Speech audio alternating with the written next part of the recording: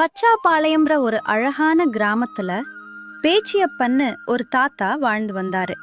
இந்த தாத்தா ஒரு ஃபிஷ் பிரியாணி கடை வச்சிருந்தாரு. இவரு பிரியாணிக்கு ரசிகர்கள் எக்கச்சக்கமா இருந்தாங்க. அப்படி ஒரு நாள், என்ன தாத்தா இங்க உட்காந்துட்ட? இன்னைக்கு கடைக்கு போகலையா? இல்லப்பா, இன்னைக்கு கொஞ்சம் வீட்ல வேலை இருந்துச்சு. அதனால தான் கடைக்கு லீவ் போட்டுட்டேன். வீட்ல நான் மட்டும்தான் இருக்கேன். அதனால எல்லா வேலையும் நானே செய்ய வேண்டியதா இருக்கு. சரி தாத்தா, நம்ம கடை சைடு தான் வந்தேன். கடை பூட்டி இருந்துச்சு, அதனாலதான் என்ன விஷயம்னு விசாரிச்சுட்டு போலான்னு வந்தேன். அந்த தாத்தா வீட்ல அவர் மட்டும்தான் இருப்பாரு. அவருக்கு மனைவி பசங்கன்னு யாருமே கிடையாது. அதனாலதான் எல்லா வேலையும் அவரே செய்வாரு.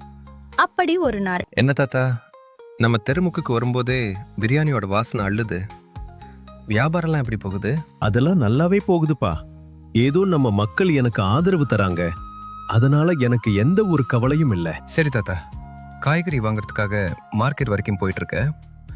நான் போய் காய்கறி வாங்கிட்டு வந்து பிரியாணி சாப்பிட்டுக்கிறேன். அட நில்லுப்பா, இவ்வளவு பசியோட போய் காய்கறி வாங்கிட்டு வந்து என்ன பண்ண போற?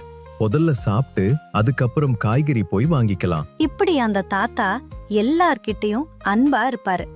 அது போக அவர் கடையில ஒரு ஃபிஷ் பிரியாணி வெறும் 30 ரூபாய் தான். அப்படி ஒரு நாள் அந்த தாத்தா பிரியாணி சேல்ஸ் பண்ணிட்டு இருந்தாரு. அப்ப அந்த வழியா ஒருத்த வரான். ஐயோ, பயங்கரமா பசிக்குது. என்ன பண்றது? கையில காசு கூட இல்ல. சாப்பாட்டுக்கு எங்காவது பிச்சைதான் எடுக்கணும் போல அப்படின்னு சொல்லிட்டு அவன் நம்ம தாத்தாவோட பிரியாணி கடைய பார்த்துட்டு தாத்தாவோட கடைய நோக்கி போனான். தாத்தா, எனக்கு ஒரு உதவி பண்ணுங்க தாத்தா. என்ன உதவிப்பா வேணும்? சொல்லு. என்னால முடிஞ்சத நான் உனக்கு செய்யறேன். தாத்தா, சாப்பிட்டு 2 நாள் ஆகுது. கையில காசு கூட இல்ல. எனக்கு கொஞ்சம் சாப்பாடு போடுறீங்களா? எனக்கு மீன் கூட வேண்டாம், வெறும் குஸ்கா மட்டும் கொடுங்க போதும். அட என்னப்பா நீ இதுக்கு போய் கூச்சப்பட்டுக்கிட்டு கேக்குற?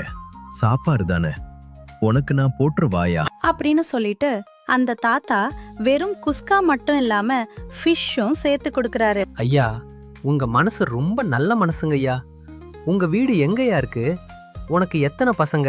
அதை ஏன்பா கேக்குற? நானே ஒரு அனாதை. எனக்கு பொண்டாட்டி புள்ள குட்டின்னு யாரும் இல்ல. என் வீட்டை நான் ஒருத்தந்தான் அப்படின்னு சொன்னதும் அவன் அந்த தாத்தாவை பார்த்து இப்படி சொல்றான். ஐயா, கவலைப்படாதீங்க. நானும் அனாததா.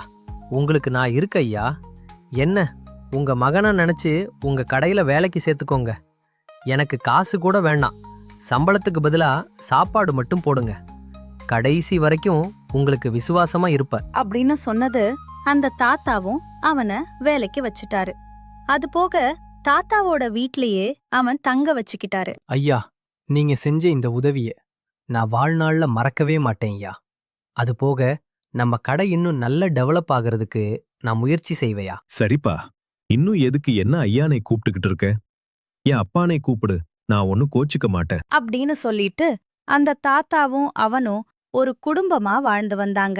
அதே மாதிரி டெய்லியும் கடைக்கு போறது, கஷ்டமான வேலையெல்லாம் அவனே பண்ண ஆரம்பிச்சா.